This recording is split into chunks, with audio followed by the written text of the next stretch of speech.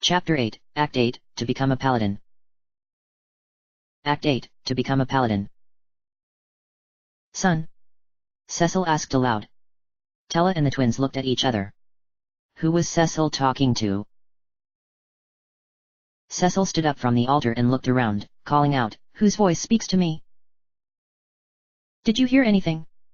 Porum whispered to her brother. A soft, white light suddenly poured out of the altar, washing over the party.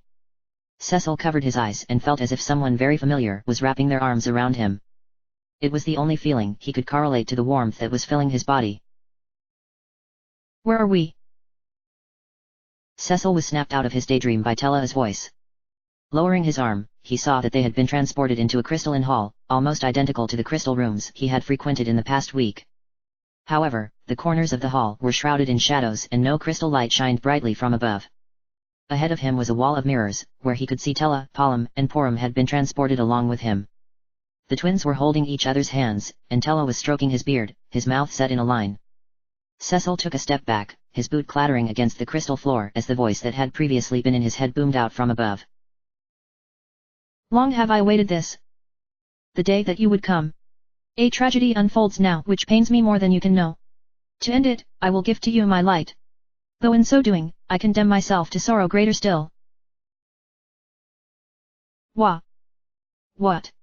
Cecil gasped. "What does that mean?" "The hour is late," the voice replied. "No other road remains." A sword materialized before Cecil's form.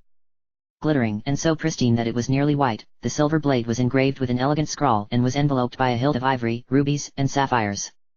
Cecil had never seen such a blade before, one that seemed to radiate a light as divine as the twin moons. Reaching up and curling his fingers around the hilt, he could feel the light become a part of him as well, seeping in through his fingertips and reverberating through each beat of his heart. Lifting his eyes to the mirror before him, he let out a startled gasp.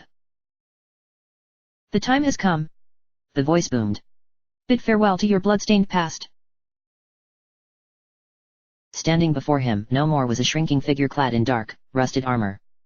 Elegant white armor polished with a pearlescent sheen and trimmed with a royal azure breastplate and gauntlets fitted his slim frame. An elegant azure and gold-trimmed cape hung from his shoulders, the silver threads embedded inside the cape glittering like stars in the darkest night sky. His hair hung in smooth, silver locks to his shoulders, a simple blue headband engraved with golden symbols Cecil didn't recognize wrapped around his forehead.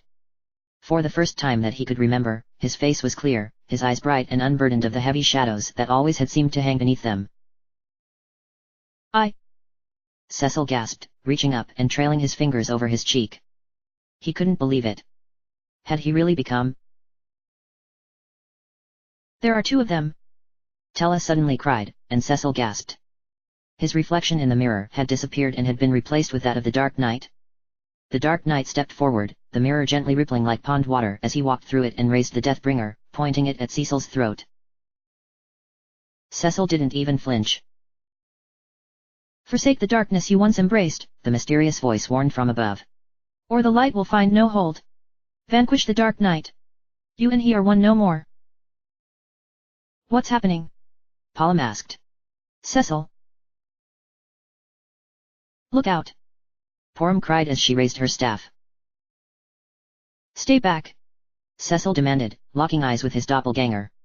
The Dark Knight stared back, his eyes as clouded and dead as Cecil's were clear and blue. Cecil realized with a twinge of horror that these had been his eyes just a moment before. How long would it have been until he had completely lost his humanity? "This is a fight for me and me alone. My atonement for all the sins I've wrought, my test. And one I do not mean to fail." He took his stance, raising his blade. He would not let the Dark Knight hurt the twins, or Tella, or anyone else ever again. The Dark Knight muttered under his breath, summoning a cloud of purple darkness that swirled about him. He swung his blade, which Cecil immediately deflected with his new sword. Sparks ignited between the two blades as they smashed into each other. Cecil grunted and held steady as he struggled to push the Deathbringer up and away from him. He knew that darkness augmented the Dark Knight's strength, but he didn't realize how terrifyingly strong it was until now. Tella held the twins close against him, all three staring at the two Cecils as their eyes darted back and forth between them. "What is it that you fight for?" the voice asked. "Is it retribution?" "I would do anything to wash away these sins," Cecil thought, grinding his teeth as he dug his heels into the floor. "But what good is retribution, if it can't turn back time? What good did retribution do for Rydia, Edward, and Yang? I only got them killed. Cecil gave a sudden push and threw the Dark Knight off of him. He was barely able to regain his balance before the Dark Knight emitted another powerful wave of darkness, this one striking Cecil in the chest as it sent him back reeling. The Dark Knight growled and descended upon him, Cecil raising his blade in defense once more. Do you fight for justice? The voice asked again. Was it justice, what I did in my Mysidia? Will anything I ever do in the rest of my lifetime bring justice to anyone? Or, do you fight for something more? The voice continued. Cecil blinked. What could be worth fighting for more than retribution and justice? He could feel the Deathbringer pressing down closer on him, his grasp on his own sword weakening. He could hear Porum and Palem's worried whimpers behind him. The Dark Knight let out a menacing growl as another bout of darkness burst forth from him.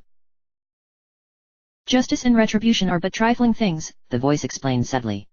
There are victories of greater worth. And someday, you will know them. Go forth now, Cecil. Cecil felt the pressure on him slacken considerably, and he looked up in surprise. The Dark Knight had pulled himself off of Cecil, and was stumbling back, gripping his abdomen with one hand as the other dropped the Deathbringer to the floor, where it clattered loudly. A thick, dark, almost purple substance was pouring out the Dark Knight between his clutched fingers. He collapsed to the floor and reached out towards Cecil, muttering something indistinguishable as he disappeared from sight. The Deathbringer crumbled into black, glittering dust. Cecil stood up, sheathing his blade and turning towards the others to make sure they were okay. Lightly slowly crept into the darkened corners of the halls, and the voice spoke for a final time. Your virtue is proven. I will instill you now with the hallowed light, formed of my very soul. May it be your strength, though it be the last of mine. My son. You must stop Golbez. Wait. Cecil cried, raising his arms in the air. Please, there is much I need to ask. But there was no reply. Cecil lowered his hands and sighed, shaking his head. Palom and Porum ran over to Cecil, tugging on his new clothes and babbling a million miles a minute. Are you all right? He really did it after all. You're a paladin. The very first. How did you defeat the Dark Knight? Cecil laughed a little. He couldn't believe how good it felt to laugh. And the warmth that was inside him before the trial. It was back and it still felt so familiar. It was simple. A Dark Knight draws upon his own strength in order to gain more power. But if you overuse that ability, and you don't have any energy left, well, there is only one way that can end, right? So cool, Palom grinned. Porum frowned as she turned back to Tella, who hadn't said a word. He was leaning against the wall, his head bowed and his eyes closed as he muttered to himself. Tella? Cecil asked, stepping forward. Are you okay? The old man suddenly jumped a bit and exclaimed, oh! It made the whole group jump. My spells! Tella cried happily. I can remember them all. And this power. He clutched his hands together and bowed his head. Meteor. That light must have granted it to me. The most powerful black magic of all, and it's mine. At long last. Amazing! Porum gasped, jumping up and down. You really are as great a wizard as they say. Congratulations, Tella, Cecil said. He was smiling, but his voice was wary. He was not entirely convinced that Tella getting his hands on Meteor was as great as Tella did. Porum. Palom trailed off, biting his lip a bit. Do you think we should tell them now? Porum blinked and nodded, looking down at the floor as her lower lip trembled a bit. Cecil. You see, we... All right. Tella exclaimed, pushing past the twins and grasping Cecil's arm. With all of this, we are made ready at last. Let us bring the fight to Golbez. Cecil, what are you standing about for? We must hurry. Tella casted teleport and left the hall. Of course. He is right, let's go kids, Cecil said, taking Palom and Porum by the hand. He paused for a moment, surprised at himself. What was he doing? But Porum seemed to get it. She squeezed Cecil's hand. Cecil? Try it. Cast teleport. I don't know magic. Cecil protested. You do it, Porum. Your body language says differently, she said. You were gifted with light, correct? The very essence of light is white magic. Perhaps the light awakens some latent abilities inside you. It's not as cool as black magic, but it will do, I suppose, Porum sighed. Now will someone cast something so we can get out of here? This place is starting to creep me out a bit. I don't want my twin to come out and start beating on me. It's going to be too late for that if you don't shut up and let Cecil concentrate. Porum snapped. Cecil closed his eyes and tried to block out the twins' squabbling. But all he could think of doing was repeating the word teleport in his head over and over again. Teleport. Teleport. Teleport. Teleport. Cecil opened one eye. Nothing. Yeah, he still couldn't use magic. He just wanted to get out and get back to Rosa as soon as possible, but now the twins were in a fully heated argument and hitting each other with one hand and grasping onto his cloak with the other. He closed his eyes again and sighed, trying to think of way to get back onto Mount Ordeals. He suddenly felt as if a burst of wind had hit his face and opened his eyes. The crystal hall had vanished, and before them were the grey summits of the mountain. Tella was waiting for them. What took so long? He asked. Cecil blinked and shook his head. I just pictured Mount Ordeals, and then I was there, Cecil explained. You took that long to cast teleport? Tella raised his eyebrows. Cecil, you have a long way to go. Never mind that, Cecil said, although he was secretly elated that he had cast his first white magic spell somewhat successfully. Tella, what will you do next? But Tella was already heading the way back down the mountain. I'm going with you to get Golbez, of course. Rosa is with him, right? Yes, but... Cecil shook his head. Tella, it will be very dangerous. From here I will need to enter Baron, which appears to be an enemy stronghold at this point. Who knows what will happen after that? We are in this together, Tella said, clenching his fingers tighter around his staff. It's destiny, Cecil, that you and I met in the underwater passageway. You'll see, we need each other. Tella. Cecil sighed. He knew there was no way he was going to convince Tella to stay behind. But he didn't like the way Tella's voice was laced with hate when he spoke. The twins kept quiet, their earlier attempts to get Cecil's attention lost with the excitement of returning home. Cecil finally had time to think about just what exactly had transpired in the hallowed hall. Who was the voice? Cecil knew it belonged to the light that was now inside him, but... why was the light so sad by what had transpired? What did he mean by the tragedy that was unfolding? And how did he know about Golbez? That light. It called me its son.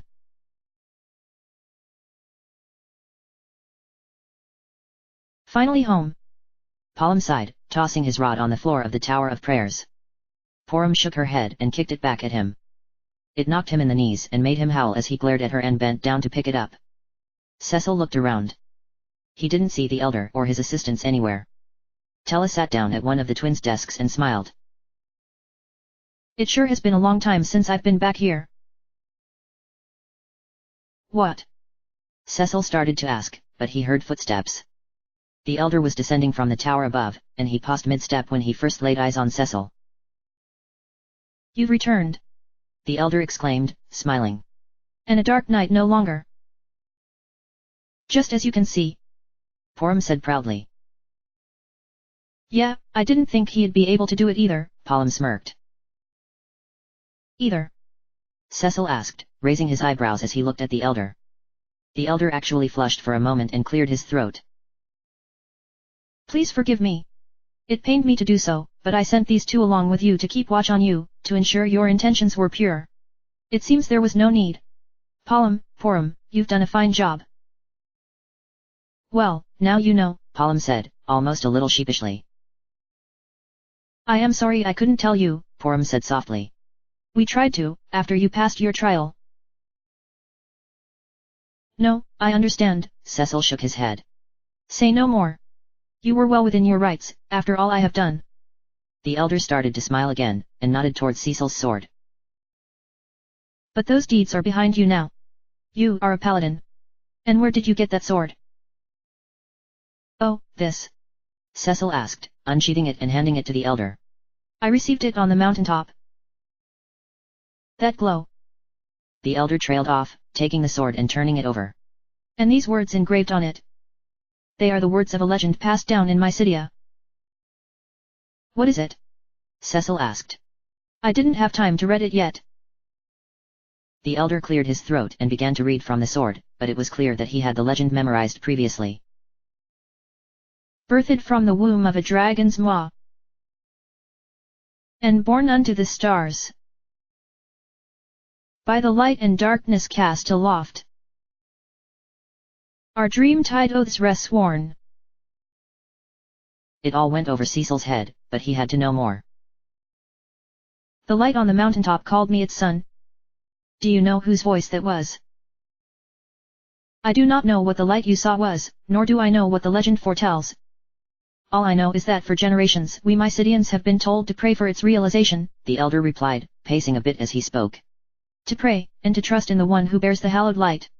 I believe that one may be you. Cecil paused, not sure what to say about that. Well then, all that is left now is to destroy Golbez. Tella snapped, standing up from the desk and cracking his knuckles. We shall put an end to him as quickly as we can.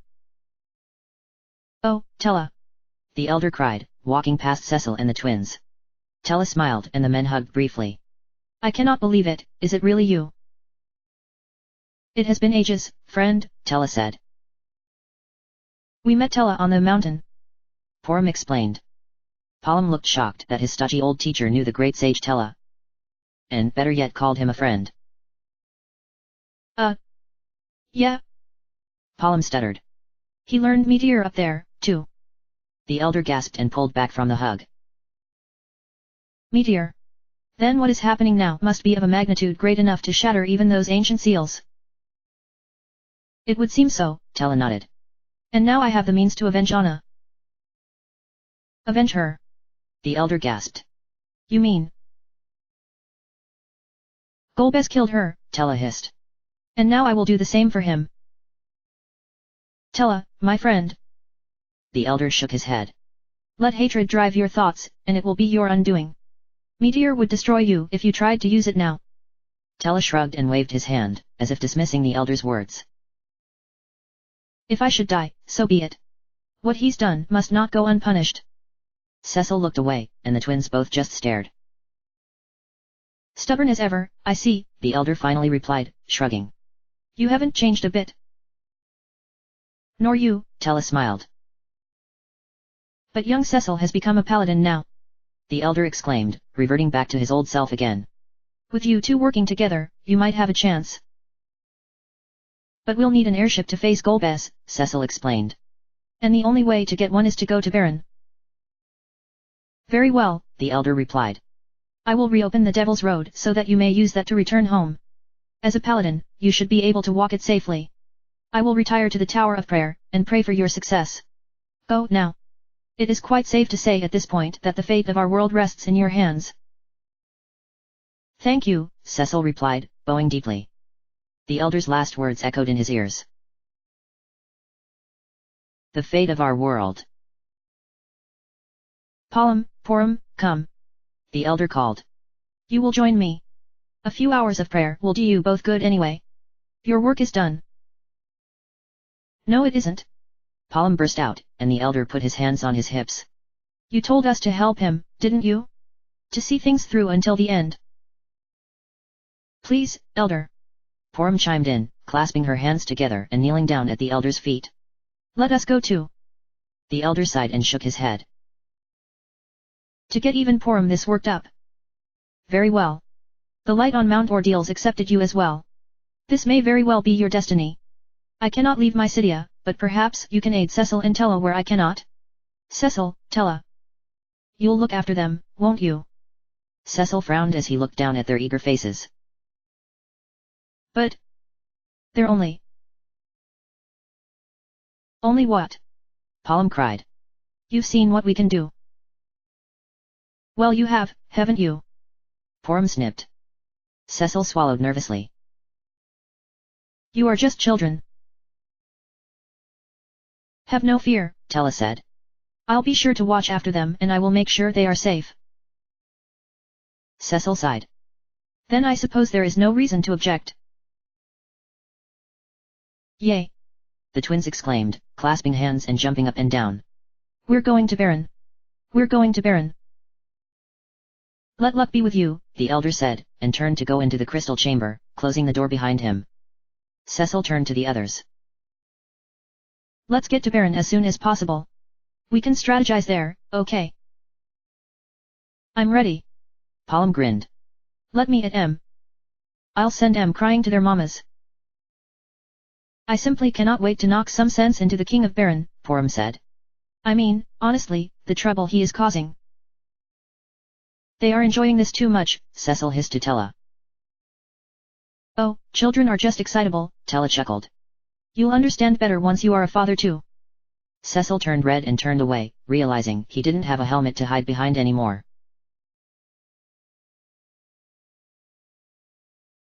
Cecil had never traveled on the Devil's Road before, and by the time they arrived in Baron, he could understand why many people didn't do it. He felt as if his energy had been drained from him through his feet, which felt as if they had turned to lead. But Tella, Palom, and Porum had managed just fine. Cecil had a feeling that it had to do with how much magical strength they held, which he definitely still lacked, even as a paladin. He had always been under the impression that as captain of the Red Wings and a dark knight that his training days were over. But in a way, he realized he would need to start all over again to truly master what it meant to be a paladin.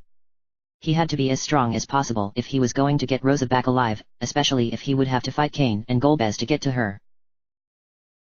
After an attempt to cast a cure spell on himself, Cecil put his pride aside and asked Porum for assistance before they dared to step out of the gatehouse that contained the barren side of the Devil's Road. In the past Cecil remembered that a guard was stationed at the entrance to the road at all times, but now no one was there. The only sounds came from the crackling of the torches that were hung on the walls. Cecil was disturbed that he couldn't even hear the bustle of the town from inside. Something was seriously wrong. Motioning for the others to stay behind him, Cecil cracked open the door and looked outside. There were no guards, just a young girl sitting outside of a house across the way, weaving a basket. Just follow me, okay? Cecil said. We'll make our way to Sid's house as fast as possible, before we attract too much attention. The others nodded in reply.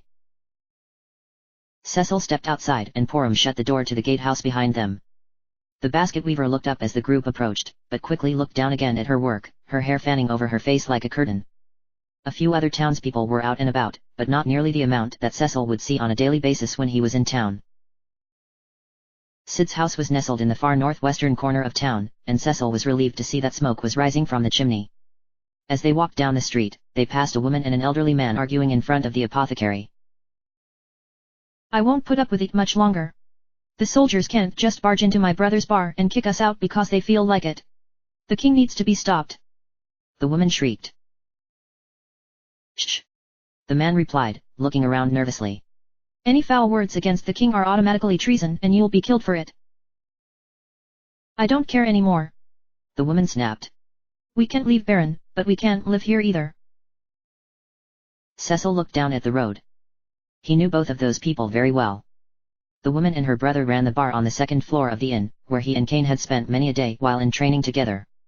The elderly man would often tell the most wonderful adventure stories to Cecil, Cain, and Rosa when they were kids about when he was a part of Baron's army. A little boy that Cecil recognized as someone Rosa's mother would often babysit was bouncing his ball against the wall of a house, all alone. He looked up at Cecil as they passed and bounced the ball again. Hey, are you guys new here? I haven't seen you before. Tella wasn't sure what to say. Cecil realized that there was no way the boy would recognize him as someone other than a dark knight. Just passing through, Cecil said gruffly, hoping the kid would bug off and not bring them any unwanted attention. The kid abandoned the ball as it bounced back to him and ran up to Cecil. Are you the new soldiers that are going to protect us? The boy asked anxiously. The ones at the castle don't like us anymore. And the cool dark knight that always came around here died. Or at least, that's what they say. What? Cecil asked, surprised. He died. That's what the king said, the boy said. Cecil raised his eyebrows and looked at Tella. There was no doubt about it now, the king really had turned to Golbez's side. They left the boy and climbed up the stairwell that would lead them to Sid's house. Cecil gently rapped on the door, and he saw the slight flutter of a curtain behind a window. A few moments later, the door cracked open, and Sid's daughter, Amelia, appeared.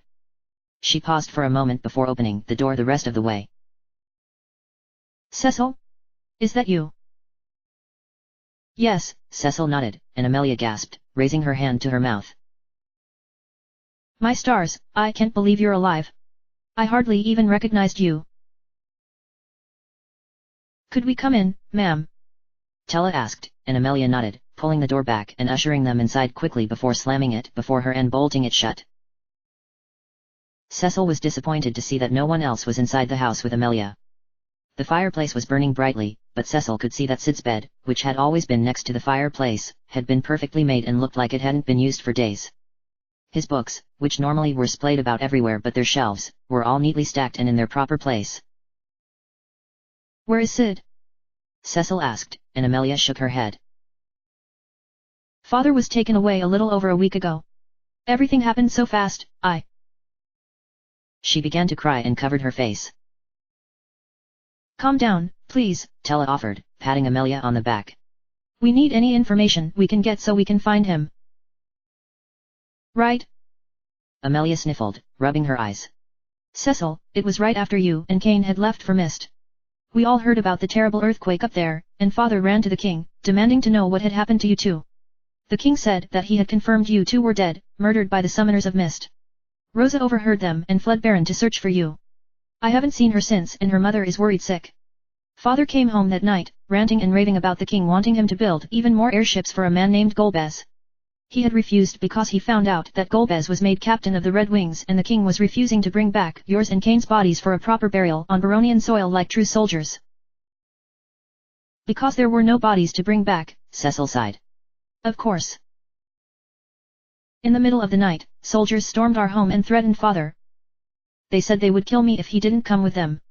Amelia began to cry harder. So of course, Father left with them. He has been missing ever since. I think they took him to the castle, but really, who knows? Most of the soldiers stay cooped up in there nowadays, and only come into town to cause trouble. A powerful man recently joined them, and they've been on a tier at the inn ever since, jailing anyone that even looks at them funny. Amelia groaned and collapsed in a chair, shaking her head. Cecil felt terribly for her. She was only 5 or so years older than him, but spent most of her time worrying over Sid and fussing over him for working too hard and being away too long. Ever since Sid's wife had died, Amelia had struggled to be his caretaker in her place, even if Sid didn't think he needed one. We'll find Sid, I promise, Cecil said. Just wait a little longer, okay? The king wouldn't hurt him. Sid is the only one here who can build airships. I keep telling myself that. Amelia nodded. But thank you, Cecil. How are you going to get into the castle? The soldiers there will not let anyone in. We'll figure it out, Cecil smiled. Don't worry about us. Be safe, Amelia sighed, standing up to let them out. The little ones can stay here with me if you would like. Are you kidding, lady? Palom said, who had been shockingly on his best behavior up until this point. I didn't come here to be babysat. Porum shot him a dirty look. Oh. Well, of course. Amelia blinked. Outside of Sid's house, Cecil declared that they needed to get to the inn. That's where all the bad guys are, in case you weren't listening, Palom said. Yeah, but Amelia said that a powerful man had recently joined them, right? Cecil asked. Everyone in Baron knows everyone. If Amelia didn't know him, he's obviously new to town and the soldiers thought he was worthy enough to run with them. People are having difficulty recognizing me, and better yet, they think I'm dead. If we can get the soldiers to trust us, we might be able to get in the castle. Brilliant idea, Cecil. Porum said. Let's do it. Cecil and the others walked across town to the inn, and as they journeyed they passed by Rosa's house. Cecil remembered Amelia's words. That Rosa had disappeared and that her mother was worried sick. Only he knew where Rosa was now, and he figured it wouldn't be much comfort to her mother. He decided that after they had confronted the king, he would tell Rosa's mother the truth, so at the very least she would know Rosa was alive. But he needed some time to think about just what exactly he would say. The first floor of the inn was completely empty, save for the innkeeper and his daughter, who was sweeping a non-existent dust pile over and over again. The little girl looked up as Cecil and the others entered, and Palom gave her a wink that made Porum wince. The innkeeper looked up from the document he was scribbling on, surprised. Do you need a room? No, just going upstairs, thanks, Cecil replied, and watched the innkeeper for a sign of recognizance. However, he said nothing, and merely turned back to his document.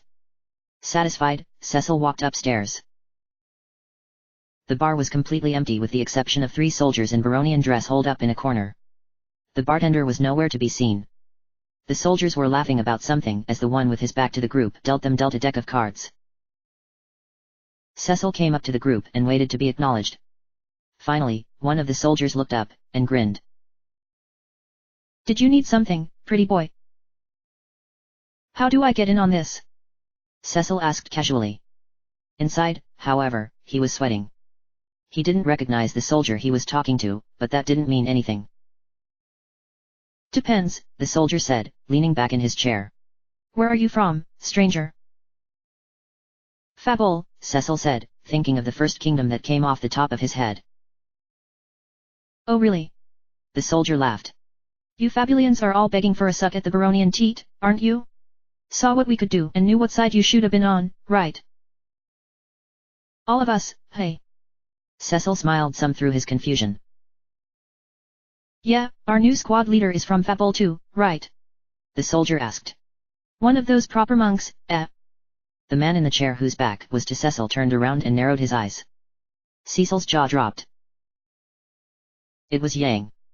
He was wearing a beret that must have been covering his trademark ponytail and tattoos were covered up, but Cecil would have recognized him anywhere.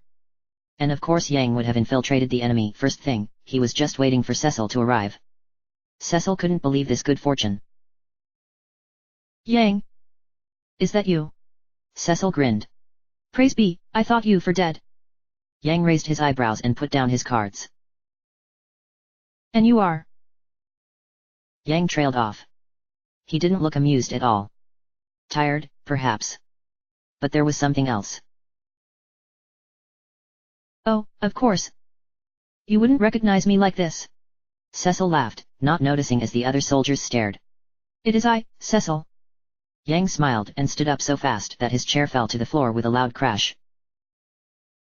Of course, Cecil. I've searched long and hard for you. Yang flexed his fingers into a fist and suddenly threw a punch, striking Cecil in the face. Cecil cried out and fell back, nearly tripping over the twins. He could feel blood dripping from his nose and into his mouth. This man is a traitor to the King of Baron. Seize him. Sir. The guards agreed, jumping up from their seats and drawing their swords.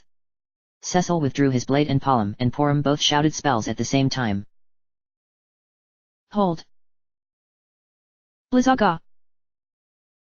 The 2 soldiers stopped in place, screaming in their throats as a blistering ice storm circled them and turned them both into solid blocks of ice that crashed into the table, shattering it. Yang laughed it off and took another swing at Cecil, who dodged this time. Yang. Cecil cried. Do you not know me?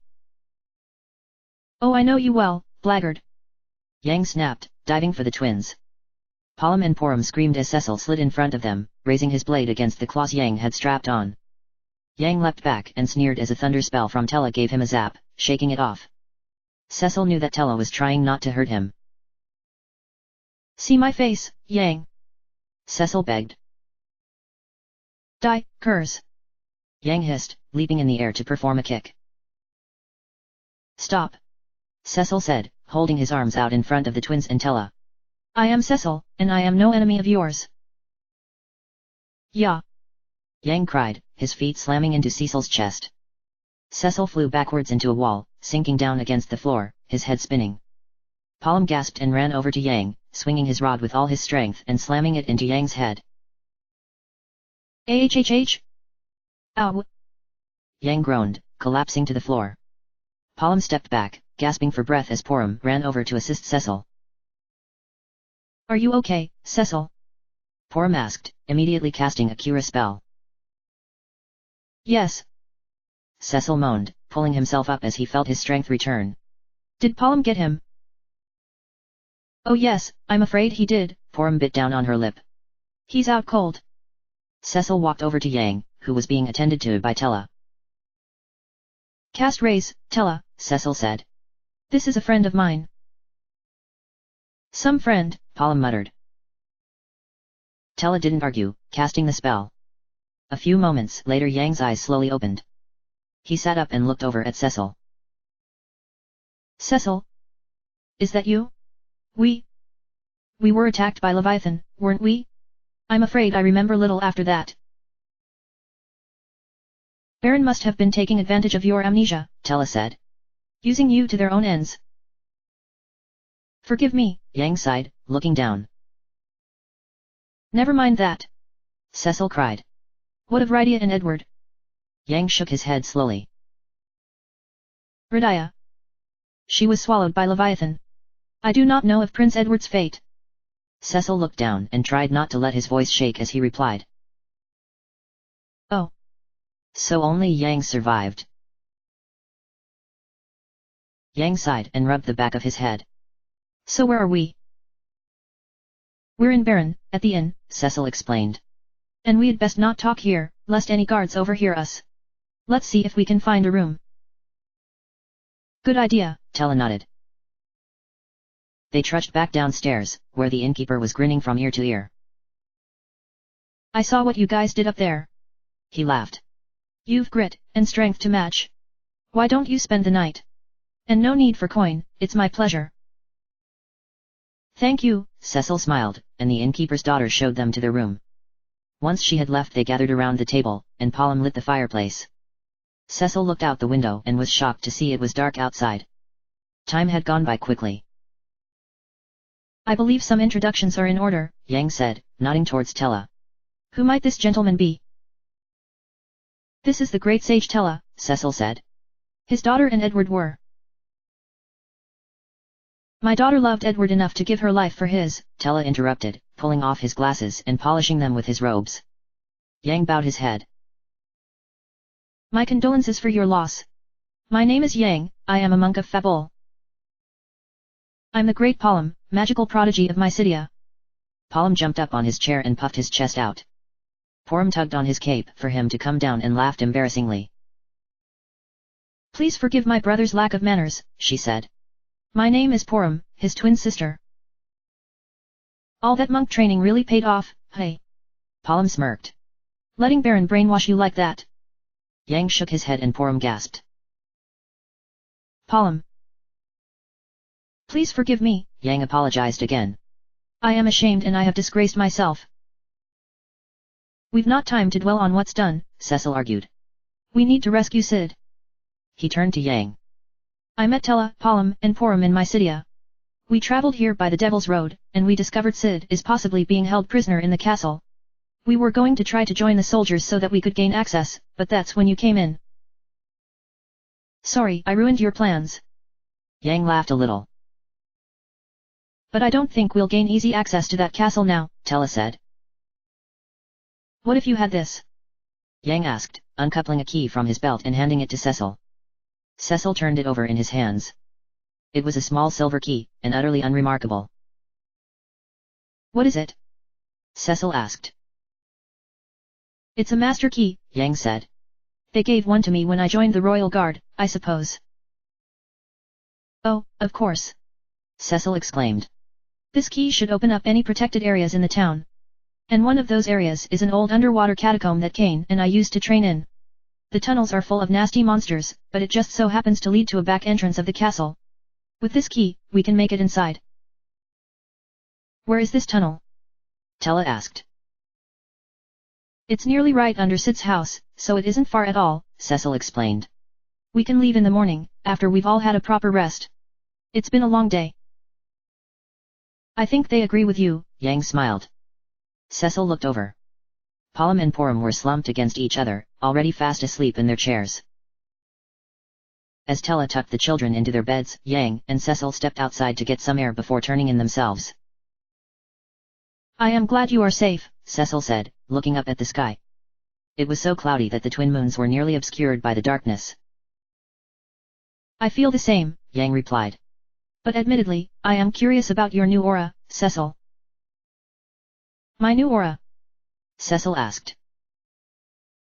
There is a light about you that was not there the last time we met, Yang explained. Much must have happened in my city, right? I became a paladin. The elder there said it was the only way I would be able to rescue Rosa and vanquish true evil. It suits you well, Yang nodded. Much better than the darkness. Cecil sighed. But is this going to be enough to get her back? And what do I do about Cain? We'll take it a day at a time, Yang said. I will do whatever I can to help you.